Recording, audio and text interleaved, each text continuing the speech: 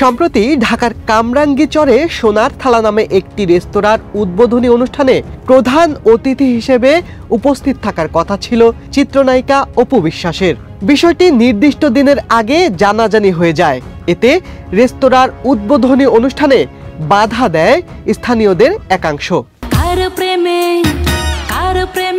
পরবর্তী সময়ে পুলিশের হস্তক্ষেপে নায়িকা অপুকে ছাড়াই উদ্বোধন হয় রেস্তোরাঁটি। পরে বিষয়টি জানাজানি হলে ব্যাপক চর্চা শুরু হয় নেটপাড়ায়। এই ঘটনার কিছুদিন আগেই আরেক ঢালিউড নায়িকা পরিমণি টাঙ্গাইলে গিয়েছিলেন একটি দোকানের উদ্বোধনে। সেখানেও স্থানীয়দের একাংশের বাধার মুখে ফিরে আসতে হয় পরীকে। উভয় ঘটনাই এখন রয়েছে আলোচনায়। তবে নিজের ঘটনায় এ কদিন কোনো কথা বলতে দেখা যায়নি অপু বিশ্বাসকে। অপু বিশ্বাসের সঙ্গে ঘটে যাওয়া ঘটনা নিয়ে সংবাদ মাধ্যমকে কামরাঙ্গীরচর থানার ভারপ্রাপ্ত কর্মকর্তা মোহাম্মদ আমিরুল ইসলাম জানিয়েছিলেন, অনুষ্ঠানটি হয়নি, স্থানীয় একাংশের আপত্তি ছিল, এ কারণে অপু বিশ্বাসকে আনেনি কর্তৃপক্ষ। তবে অপু বিশ্বাস ছিলেন একেবারেই নীরব।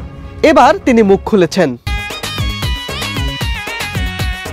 বৃহস্পতিবার সংবাদ মাধ্যমকে নায়িকা অপু বলেন, মালিকপক্ষ থেকে যোগাযোগ করে বলল, অপু সময় শেষ, আপনি বরং একটি সুন্দর ভিডিও পাঠিয়ে দিন।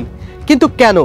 এ ব্যাপারে তিনি বলেন, তাদের ইলেকট্রিসিটির সমস্যা ছিল, কিন্তু আমি তো এর আগেও একটা ওপেনিং এর অনুষ্ঠানে গিয়েছি।